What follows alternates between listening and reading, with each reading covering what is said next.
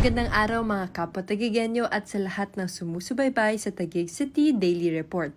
Ako po si Katrina Legado at narito kami upang maghatid ng updates, anunsyo, mga reminder at iba pang mahalagang impormasyon para sa kaalaman ng lahat. Sa pagdiriwang ng Civil Service Month at ika-123 na Philippine Civil Service Anniversary, pinangunahan ng City Human Resource and Management Office ang flag raising ceremony ngayong Lunes, September 18 sa City Hall grounds. Sa temang Transforming Public Service in the Next Decade, Honing Agile and Future-Ready Servant Heroes. Ang pagdiriwang ng Civil Service Commission ay nakatuon sa tatlong mahalagang lugar: dynamism, paghihikayat sa malikhain at makabagong pag-iisip; sustainability, pagbibigay diin sa pagbabawas ng environmental footprint ng gobyerno; at resilience, nag-aalok ng mahahalagang pagsasanay at suporta upang matulungan ang mga empleyado na makayanan ang stress at kahirapan. Ang pinuno ng CHRMO na si Ms. Janet Clemente, sa kanyang mensahe ay nangako na ang kanilang departamento ay magbibigay ng tapat at dedikadong serbisyo sa mga empleyado at residente ng lungsod. Pinuri naman ni Mayor Lani Cayetano ang CHRMMO sa kanilang pagsusumikap at dedikasyon sa pagtupad sa kanilang mga responsibilidad.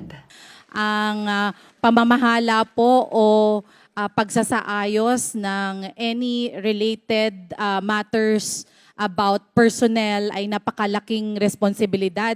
Lalo pa po ang pamahalaang lungsod ng Taguig na may mahigit 40 departamento at ilang libong mga kawani.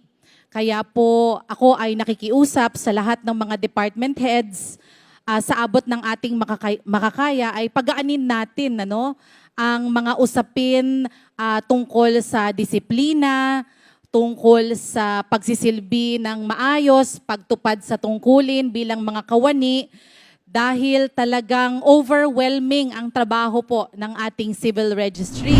Ang mga residente ng Taguig ay may access na ngayon sa isa pang Information Resource Center dahil pinasinayaan ng lungsod ng Taguig sa pamumuno ni Mayor Lani Cayetano ang e-library nito na matatagpuan sa bagong itinayong multipurpose building sa Barangay Wawa. Ang maluwag at ganap na naka-air condition na library ay nilagyan ng 10 computer units na handang tumanggap ng mga bisita. Ang bawat computer set ay internet at Microsoft Office ready upang suportahan ang mga pangunahing function tulad ng pananaliksik, pagsulat, multimedia presentation, email at data analysis at visualization. Ang e-library ay tahanan din ng DOST Science and Technology Academic at Research-based openly operated kiosk na kilala rin bilang Starbucks. Nag-aalok ang digital learning platform na ito ng libo-libong digitized na makapagkukunan ng libro na may ugnay sa agham, teknolohiya, inobasyon na ipakita ang isang user-friendly na interface. Tumutugon ito sa mga pangangailangan ng mga mag-aaral,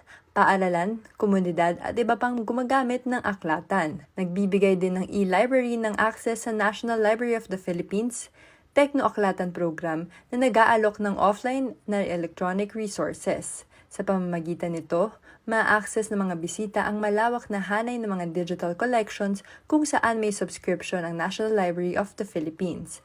Gamit ang mga napapanahong nitong mga computer sets na calibrated na may mga detalye para suportahan ang mga digital na mapagkukunan, magagamit ang aklatan para sa akademiko at maging mga profesional na layunin.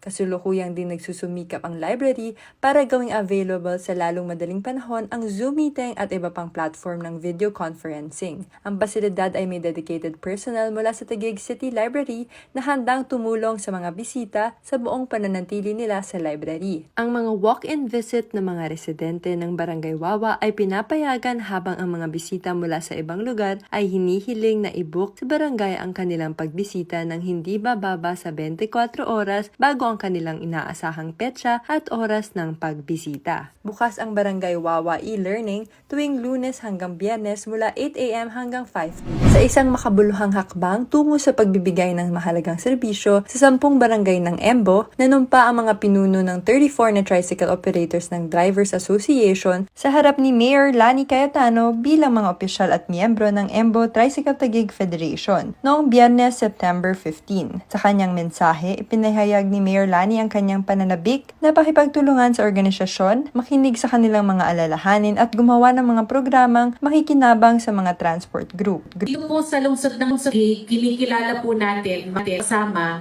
ang importansya po, yung kahalagahan ng transport sector. Sa Taguig, sinimulan namin ang magandang ugnayan sa pamamagitan ng mga opisina, mga tanggapan na tuloy, regular ang konsultasyon sa mga TODA and JODA. Bukod sa oath-taking, mas nalaman din ng mga opisyal at miyembro ng EMBO Tricycle Taguig Federation ang mga programa at serbisyo ng lungsod ng Taguig. Sa open forum, inilahad nila ang kanilang mga katanungan ukol sa prangkisa ng tricycle, eligibility para sa tulong medikal at edukasyon, gayon din ang iba pang benepisyo na agad namang tinugunan at binigyang sagot ni Mayor Lani at City Administrator Attorney Jose Luis Montales.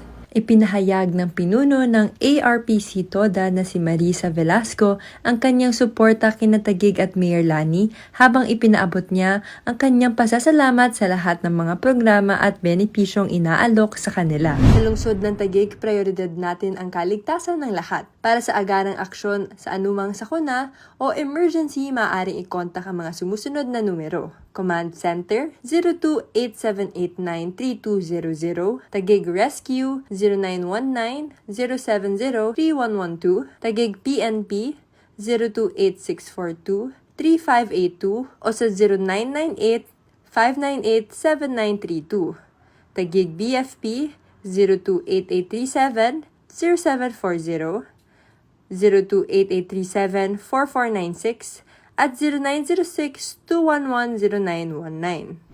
Para sa mga anunsyo at marami pang latest information mula sa pamahalang lungsod ng Taguig, maaring bisitahin ang mga social media platforms nito gaya ng I Love Taguig Facebook page, sa Instagram at Taguig City at sa Twitter at I Love Taguig 1. Muli ako po si Katrina Legado at ito ang Taguig City Daily Report.